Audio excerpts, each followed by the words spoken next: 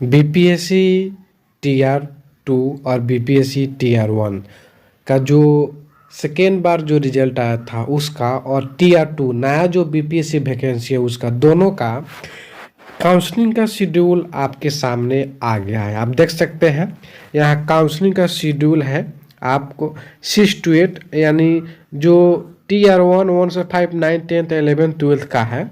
TR 1 का जो पूरक परीक्षा फल जो प्रकाशित हुआ था बाद में उसका 25 तारीख से काउंसलिंग है आपका सभी विषय का। इसी दिन आपके ज़िला में पता कर लीजिएगा कि आपके ज़िला में कहाँ कराया जा रहा है। लेकिन बीपीएससी 1.0 में जो पहला बीपीएससी शिक्षक बहाली आया था वो डीआरसीसी भवन में सभी जगह हो रहा था, किसी किसी ज़िले में किसी स्कूल में हो रहा था, तो आप पता कर लीजिएगा। और उसके बाद जो है 26 तारीख को 6 to 8 का काउंसलिंग का डेट है। 27 तारीख को 27 शुरुआत है यानी 26 से शुरुआत है। कब तक चलेगा इसका डेट बाद में आपको बताया जाएगा विभाग के द्वारा से। तो 26 से 6 to 8 का स्टार्ट होगा और 27 से 9 10th वाला का, 28 से 11 12th वाला को, और सबसे लास्ट में 30 तारीख को 1 से 5 वाले के लिए काउंसलिंग डेट रखा गया, शुरुआत होगा। सबसे नीचे लिख दिया कि काउंसलिंग की अंतिम तिथि शिक्षा विभाग के द्वारा यानी विभाग द्वारा बाद में घोषित की जाएगी। तो आप हड़बड़ नहीं मचाइएगा, बारी बारी से जाकर आप काउंसलिंग करा सकते हैं। लेकिन मेन पॉइंट क्या है, वीडियो बनाने का मेन मकसद था कि आप लोग बार बार पूछ रहे थे कि सर क्या लेकर जाना है, क्या क्या डॉक्यूमेंट्स जो है सो व्यवस्था करना है। जिनका रिजल्ट आने का उम्मीद है वह आज से ही अभी से ही डॉक्यूमेंट्स तैयार रखेंगे, और जो डॉक्यूमेंट्स नहीं है तैयार कर लीजिए, और जो डॉक्यूमेंट्स है वह चीज़ आपको कोई बात नहीं, उसको अच्छे से सजा लीजिए। मैं इसलिए बताऊंगा क्योंकि बीपीएससी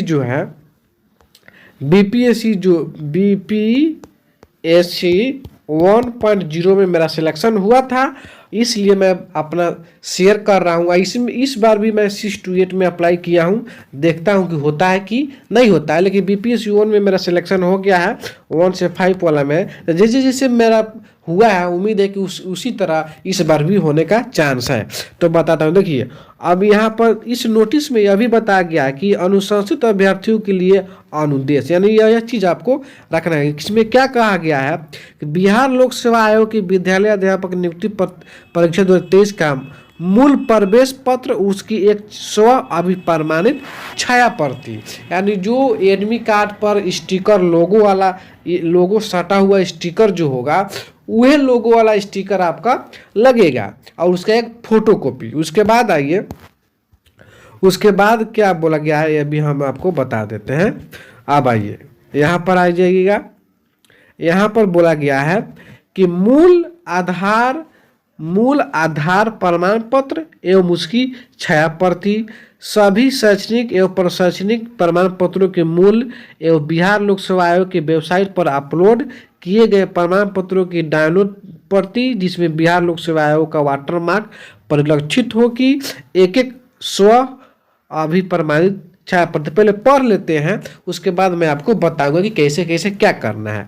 4 नंबर में सीटेट बीटेट एस्टेट उत्तीर्ण प्रमाण पत्र एवं मूल बिहार लोक सेवा आयोग की वेबसाइट पर डाउनलोड वाटरमार्क प्रति स्व अभिप्रमाणित छाया प्रति। उसके बाद 5 नंबर में है पासपोर्ट साइज के 3 फोटोग्राफ, जैसे कि आयोग द्वारा परीक्षा में आप डाले थे वो वाला। 6 नंबर में आरक्षण दावा से संबंधित मूल प्रमाण पत्र, ये उसकी एक बिहार लोक सेवा आयोग की वेबसाइट पर जो डाउनलोड कीजिएगा वाटरमार्क वाला, उसका एक छाया प्रति।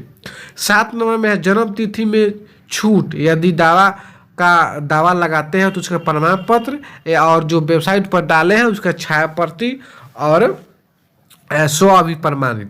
8 नंबर में है काउंसलिंग हेतु उपस्थित होने वाले 9, 10, 11, 12 के सफल अभ्यर्थी लगभग 2 सप्ताह हेतु तैयारी के साथ आएंगे।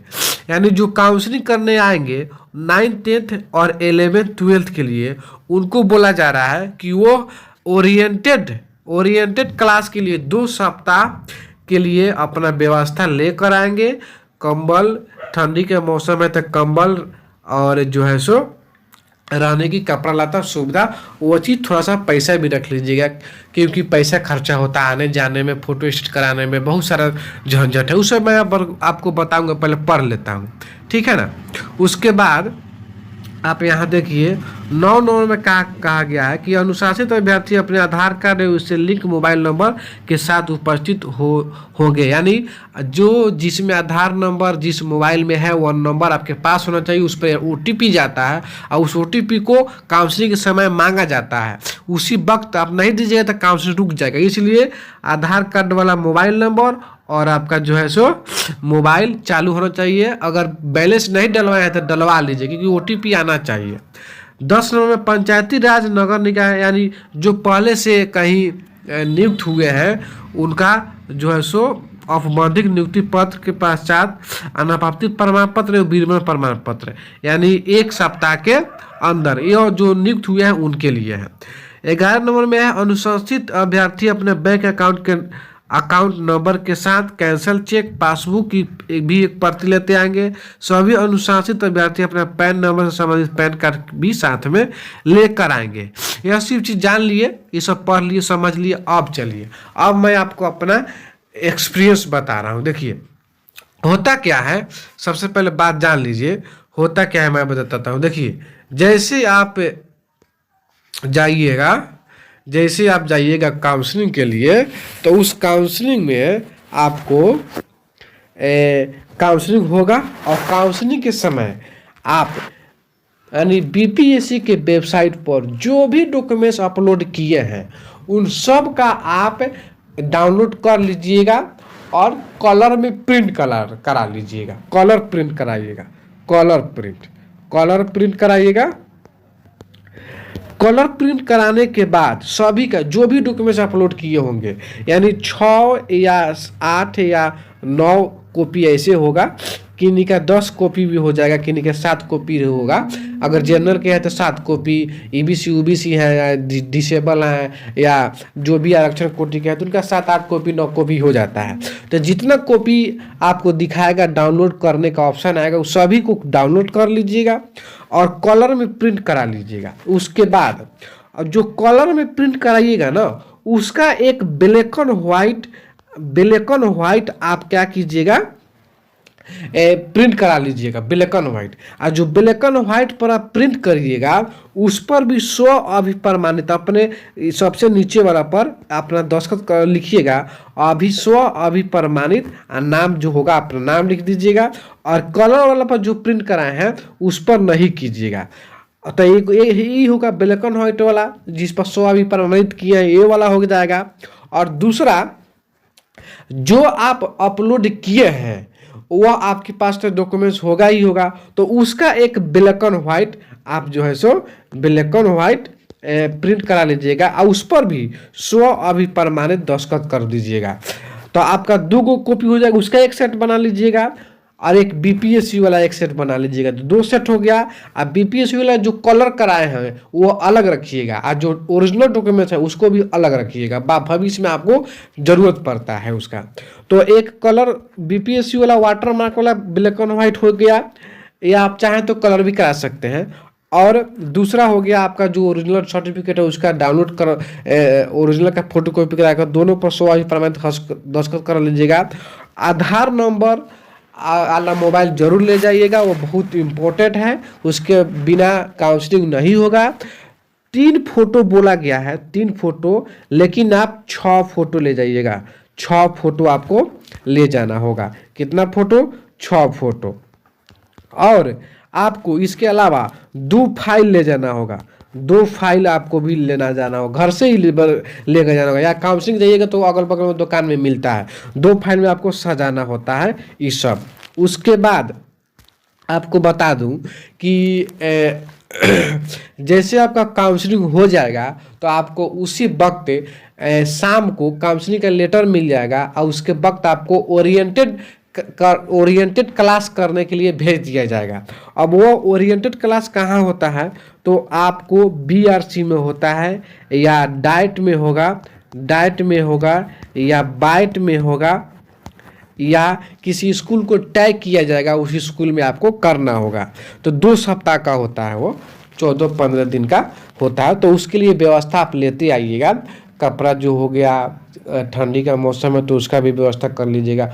और किसी किसी में गैर आवासीय होता है, किसी किसी में आवासीय होता है। अगर डाइट बाइट में मिल गया तो वो आवासीय है, वहाँ तो सब चीज़ रहना खाना पीना सब कुछ मिलेगा। अगर किसी स्कूल में मिल गया तो वहाँ तो रहना खाने की कोई सुविधा है नहीं, तो अपना से ही सुविधा करना होगा। यह बात आप समझ गए। उसके बाद अगर आपके पास इससे भी अधिक कोई सवाल है तो आप हमसे पूछ सकते हैं। मैं आपको कमेंट के माध्यम से बताने का पूरा भरपूर प्रयास करूंगा। उसके बाद आपको और क्या छूट रहा, हाँ, अब का इस बार एक उपाय लगाया गया है। क्या लगाया गया है कि आपका जैसे काउंसलिंग होगा उसी समय एनपीएस वाला फॉर्म भरवा कर या उसका डॉक्यूमेंट्स रख लिया जाएगा, ताकि एनपीएस जो होता है परान नंबर का, परान नंबर जो ऐसा हम लोग का बना हुआ है एनपीएस, ईएनपीएस यानी न्यू पेंशन सिस्टम जो है मोदी जी का, इसके लिए एक इसमें टाइम लगता है 10 से 15 दिन। तो यह चीज़ हम लोग में लेट हो गया है। तो सरकार सोच रही है कि आप लोगों को काउंसलिंग के समय ईएनपीएस का डॉक्यूमेंट्स ले लेगी और फॉर्म भरवा लेगी, और उसी समय आप लोगों का जो है सो एनपीएस का आवेदन हो जाएगा और इसका भी साथ साथ हो जाएगा, ताकि पेमेंट आने में कोई दिक्कत नहीं हो। तो हो सकता है कि इसका भी एक दो चार डॉक्यूमेंट्स आपको देना हो, पैन कार्ड भी देना हो। पैन कार्ड एनपीएस में बहुत मस्ट है, बिना पैन कार्ड के नहीं होता है। आधार कार्ड तो आप दे ही रहे हैं, पैन कार्ड भी आप दे दीजिएगा तो एनपीएस वाला वो लोग कर देगा। तो यह अब सुविधा हो गया है। अब जैसे और भी कुछ इन्फॉर्मेशन आएगा तो मैं आपको बताऊंगा। हाँ, और चेक बुक यहाँ पर दिए लिखा है 11 नंबर में, बैंक अकाउंट नंबर के साथ कैंसल चेक। ऐसा नहीं है कि आप एसबीआई बैंक में ही आप जो है सो अकाउंट खुलवा सकते हैं। नेशनल बैंक जो भी है, जो रजिस्टर्ड बैंक है पूरे भारत में, किसी भी बैंक के खाता चल सकता है। पंजाब नेशनल हो गया, central bank, SBI, Andhra bank, जो है सो एक्सिस बैंक, एचडीएफसी, जो भी बैंक है वो सभी बैंक का आप दे सकते हैं। लेकिन उस बैंक में आपका सैलरी अकाउंट में ओपन होना होगा। उसमें कैंसल चेक अगर नहीं है तो आज ही चेक के लिए, चेक बुक के लिए आप आवेदन कर दीजिए। 2-4 दिन में चेक बुक आ जाता है। और कैंसल चेक लगता है किस में लगता है तो एनपीएस वाला में। एनपीएस में अगर नहीं है कैंसल चेक, पासबुक नहीं है तो पासबुक के छाया पर भी लग सकता है। लेकिन अगर है तो आप आवेदन करने में क्या जाता है, आवेदन कर दीजिए, आ जाएगा।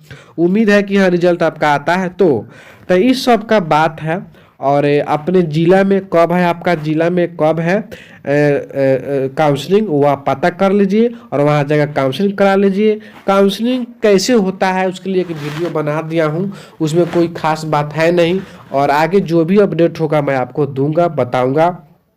ठीक है। सीटेट बीटेट कहने का मतलब यहाँ पे देखिए 4 नंबर में है सीटेट बीटेट स्टेट, यानी सीटेट में जो डॉक्यूमेंट्स अपलोड किए हैं बीपीएससी के साइट पर, वही चीज डॉक्यूमेंट्स आपको देना है। देखिए बाहर से जो डॉक्यूमेंट्स आप वेबसाइट पर नहीं डाले हैं बीपीएससी के, उसमें क्या क्या नहीं डाले हम बताता हूँ। एसी नंबर यानी बैंक का पास नंबर नहीं डाले होंगे तो यह चीज़ लगेगा एनपीएस के लिए। उसके बाद पैन कार्ड नहीं डाले होंगे। उसके बाद फोटो उसके बाद आधार मोबाइल नंबर जो है वो नहीं डाले होंगे, तो वो चीज़ आप साथ में ले जाइएगा। इतना चीज़ आपको साथ में बाहरी लगेगा, ये सब ले जाना होगा। अगर चेक है तो चेक ले लीजिएगा और 2 फाइल, और ठीक है ना, ये सब चीज़ आपको बाहर लगेगा। बाकी जो वेबसाइट पर अपलोड किए हैं वही चीज़ आपको ले जाना है। जैसे जैसे बताया वैसे कीजिएगा, कोई दिक्कत नहीं होगा, कोई परेशानी नहीं होगा। तो आज के लिए इतना ही रखते हैं। जय हिंद, जय भारत।